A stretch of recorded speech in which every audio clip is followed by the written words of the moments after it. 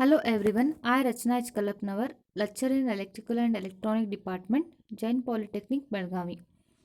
Today in this video, I am going to discuss about the energy audit from basic management skills and energy management subject. For more videos, subscribe my Architect YouTube channel. First we'll see the what are the objectives of today's video. First we'll see what are the energy audit and what are the need for energy audit and types of energy audit, and next demand side management. First, we'll see what is the audit and energy audit. Audit is nothing but the inspection. In each and every field, audit will be there. Even accounting audit also will be there. Like that, energy audit means, and it is an inspection, survey, and an analysis of energy flows for energy conservation in a building, or it may be in any system. Why we have to do? We have to do survey all these things to reduce the amount of energy input into the system without any negatively affecting the outputs. We have to study where the energy is flowing, how much is the we are giving the assume electrical energy to this building, how much we are utilizing, where the waste is occurring, all those inspection and survey, and how we can reduce the that energy consumption without negatively affecting the output. Without negatively affecting the output means, example, like led we are using, olden days we were using the incandescent bulbs. Incandescent bulbs also giving the light, and also led is also giving the light. But what happen, incandescent consumes the more power, like 60 watt, 40 watt and all. But leds nowadays is less than that, 8 watt, 10 watt, 12 watt, so many less than that only we are using. So it is nothing but negatively affect. Same light only we are getting, but it is negatively affecting the output. So we have to do the survey of the all the energy flows in the industries or any processes or from the building. But necessary, is it necessary to do the energy audit? Obviously yes, because where if it is any losses and all will be occurring, no, if we can find out the way how we can reduce the losses and how we can implement the some energy conservation program. In any industries, the top three operating expenses are energy, labor, and the materials. So, energy management is necessary. Energy audit will help to understand the more about the ways how we can reduce the energy consumption, and how we can reduce the fuel, or how we can reduce the how much is the fuel we can use and all in the industries, and we can identify the areas where waste can occurring and where the scope for improvement is exist and all we can analyze by the energy audit. Next is the energy audit provides a benchmark, one standard reference point it will be providing to manage the energy in the organization. And also it provides the basis for some planning and more effective ways to how we can reduce the energy consumption. Like wherever it is necessary, we can use a power factor improvement, like in actually motors and all inductive loads will be lagging power factor. That time it will be taking the more current. So how we can reduce that? Output is same, but how we can reduce the input, taking how much we can reduce that energy consumption by using the capacitor and all, we are using synchronous condenser and all. By using that, we can reduce the energy consumption in the industry. So it is a small example. And also by doing the energy audit, we can find out the theft of energy. If anywhere any theft of energy is going to taking place, then we can take the some serious action about that. So these all are things necessary will be by the energy audit only, because we will be doing the inspection, how much is the energy we are giving, how much is the consumption and all, output and all. So we will be getting easily what is the theft and all, how much is the consumption and all will be easily understanding for that. So energy audit is necessary. Next, so many types are there in the energy audit. Three types are there. First one is the walkthrough or preliminary audit. Second is detailed or general or mini audit. Next is the comprehensive and investment grade audit. One by one we'll be discussing. First is the preliminary audit, or it can call it as a walkthrough audit. What happened? This audit consists of inspection of a maintenance, operational, or deficient equipment issues. Means it may be identify the areas that need further evaluation, like major problem areas only it will be covering, not all in detail. Just what are the main major areas are there, only that are covered in this audit.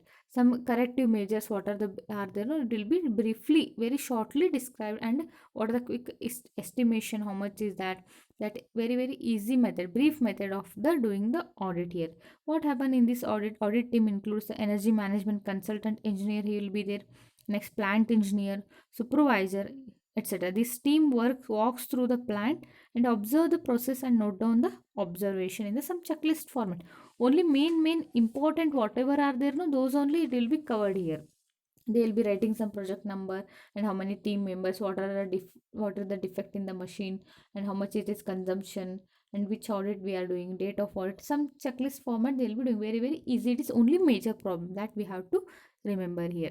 Next one is the detailed or general or mini audit. Here what happened? Collecting more detailed information about the facility operation, and what happened of performing a more detailed evaluation here.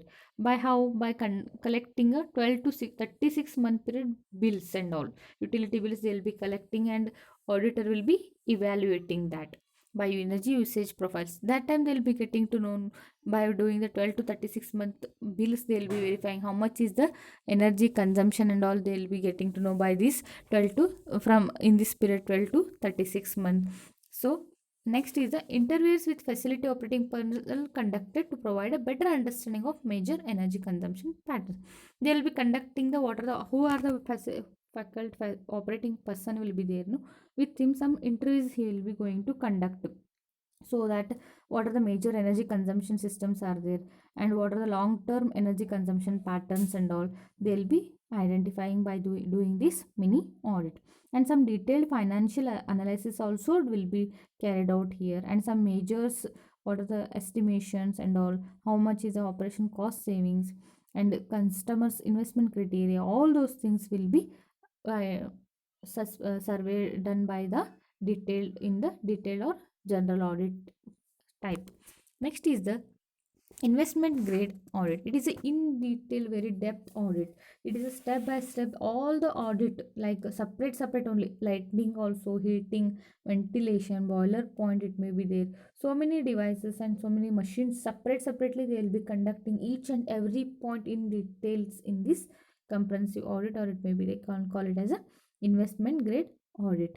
Here what they will be checking: target per unit energy consumption is the and optimum energy consumption per unit product target is calculated from the theoretical energy calculations and the earlier experience and all. They will be taking everything, and they will be conclusion they will be coming, detailed description, and what are the improvements for the project, all those things they will be discussing, and they will be all the utility cost billings also they will be checking. But what the thing is, from the mini audit and the comparison in detail, separate step by step, even lightning separate, heating separate, all are they will be evaluating in detail, so you'll be getting to accurate estimation they will be getting by doing this audit. Some qualified energy service provider only selected for this project doing the investment grade audit.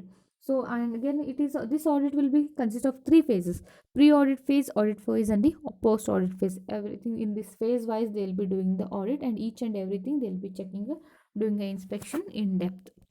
So this is about the energy audit.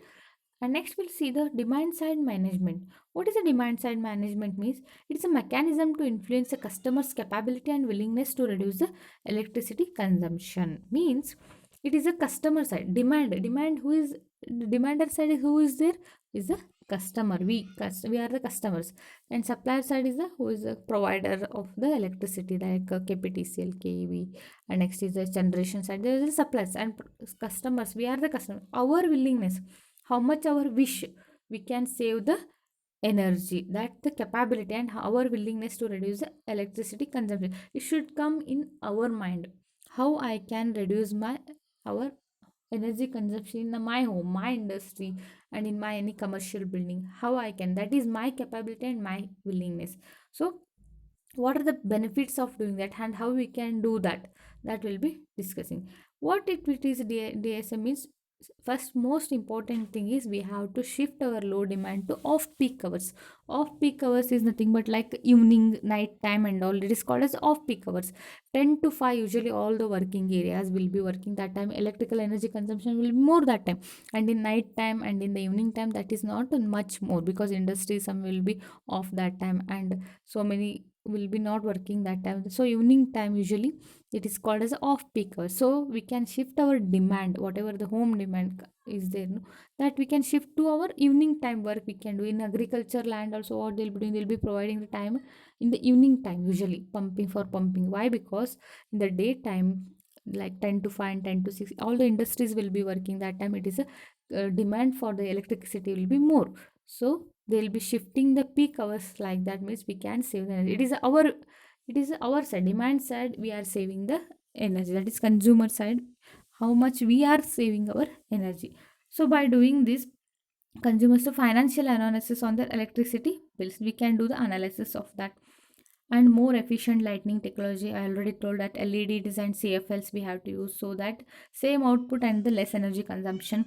Encourage consumers to use less energy during the peak hours. Certainly I told we have to use in the weekends more, like our domestic consumers, especially weekends and the evening times we can use the more energy, because in the weekdays and the daytime what happen, the industries, all the industries will be working that time, the energy usage will be more.